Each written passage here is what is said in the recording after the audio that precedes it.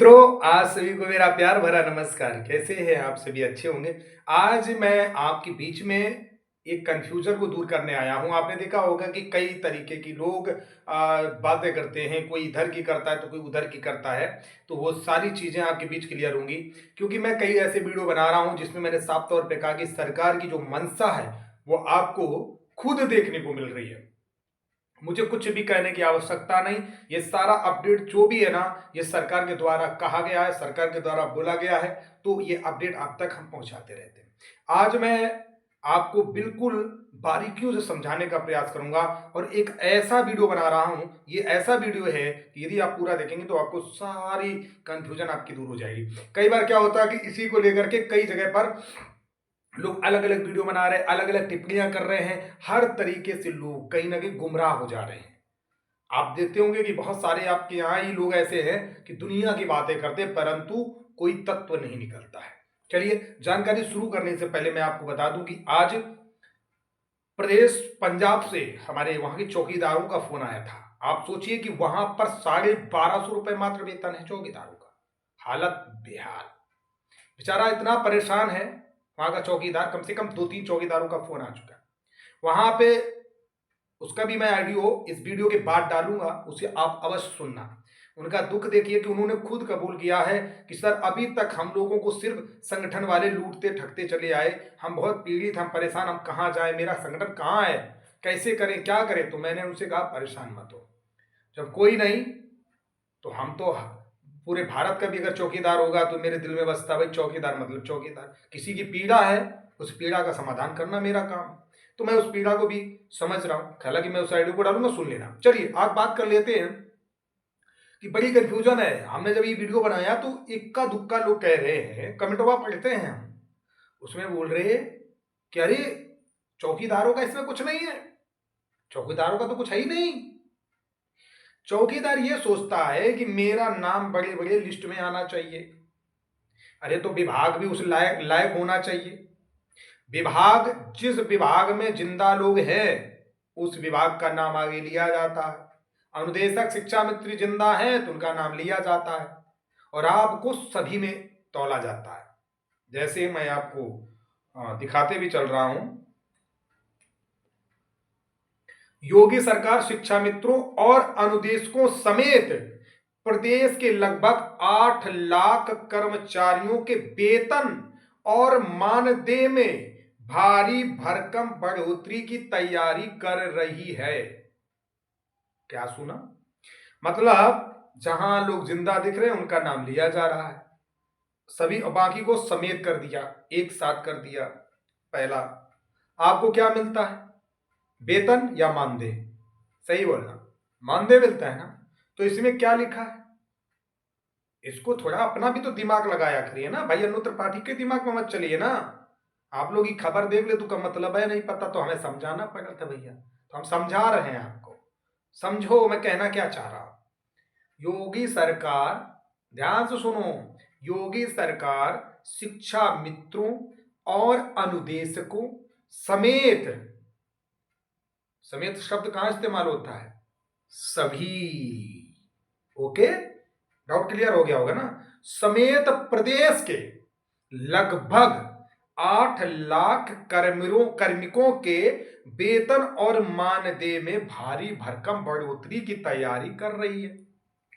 सूत्र के मुताबिक मुख्यमंत्री योगी आदित्यनाथ ने न्यूनतम मजदूरी की दर से, यहां पॉइंट नोट, ओके नोट करो, न्यूनतम मजदूरी की दर से या उससे कम वेतन और मानदेय पाने वाले सर्वंगों के कार्मिकों को एक समान 17 से 20 हजार रुपए प्रति माह देने के निर्देश दिए।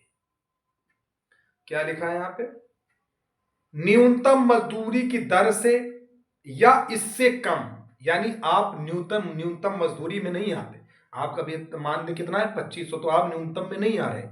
ओके, समझ में आ रहा है ना। तो आप यहां मुझे मत बुलवाओ, क्योंकि मेरा बोलना बड़ा पाप लग जाता है लोगों को। अभी मैं कह दूं कि हाँ नहीं भाई साहब आपका काम हो गया, तो लोग कहेंगे अरे हम ही को फिर फोन करने लगते हैं। आप अपना दिमाग इस्तेमाल करो, अपने आप को खुद जागरूक करो और खुद समझदार बनो ना यार। अनु त्रिपाठी पर निर्भर रहोगे क्या? है, ऐसा नहीं करते, कभी किसी पर निर्भर नहीं हुआ जाता जी। खुद बनो सक्षम, किसी की जरूरत ना पड़े।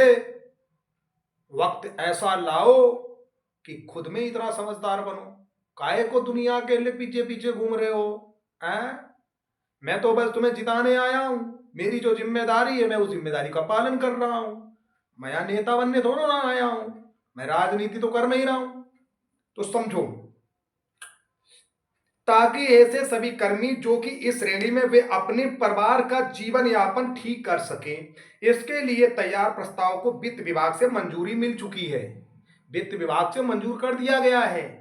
अब इसे जल्द कैबिनेट के पास कराने की तैयारी है। समझ गए होंगे ना आप? मतलब अब इसे कैबिनेट में पास कराया जाएगा। और अभी हमने आपको बताया था ना कि राज्यों से रिपोर्ट मांगी गई कि भाई ये जो कर्मी हैं ये क्या काम करते हैं, इनको वेतन अगर दिया जाए इतना तो फिर इनसे क्या काम लिया जा सकता है। तो ऐसा है कुछ प्रावधान सरकार कर रही है। अभी सरकार क्या कर रही, कैसे करे, मैं तो वहां बगल में बैठा नहीं हूँ। जो अपडेट्स मेरे पास मिल जाते, मुझे जो आ रहे हैं मैं उन्हीं को गाइड कर रहा हूँ। ये भी आपके ही ग्रुपों में शेयर हो रहा था, तो इस पर बहुत ज़्यादा शोध किया मैंने, बहुत ज़्यादा गूगल पे मत्था पच्ची करी। तो मुझे लगा कि इस पर एक वीडियो बनाना चाहिए जो कि आपको आसान तरीके से समझाना चाहिए। इसमें आसान तरीका यही है, इसका उत्तर यही है कि आप मानदेय के अंतर्गत आते हैं तो आपको मानदेय में बढ़ोतरी होते हुए योगी सरकार की तरफ से दिख रही है। अब होगी, कब होगी, क्यों होगी, कैसे होगी, ये सरकार के ऊपर निर्भर है। जैसे हमारे कुछ भाई कहते हैं, कमेंट में लिखते हैं कि लिख के ले लो, यूपी की सरकार कुछ नहीं करने वाली। तो आप ये समझ लीजिए कि सबसे बड़े दुश्मन कहीं ना कहीं इस विभाग के यही लोग हैं जो इस तरह के दावे करते हैं। क्या कमेंट पब्लिक पढ़ती नहीं? क्या नेता कमेंट नहीं पढ़ते? इस तरीके की चीजें लिखना कोई अच्छी बात है? अरे आप ये लिखो, ठीक है भाई इंतजार कर रहा हूं, सरकार करेगी तो ठीक, नहीं करेगी तो उसके लिए हम लोगों ने धरने का आयोजन किया। किस लिए किया? इसीलिए तो किया है ना कि जो ये मंजूरी मिल गई है इस मंजूरी को पास किया जा सके, इसको लागू किया जा सके, इसीलिए तो बात रखी जाती है भाई। अब इतना तो समझदार बनिए।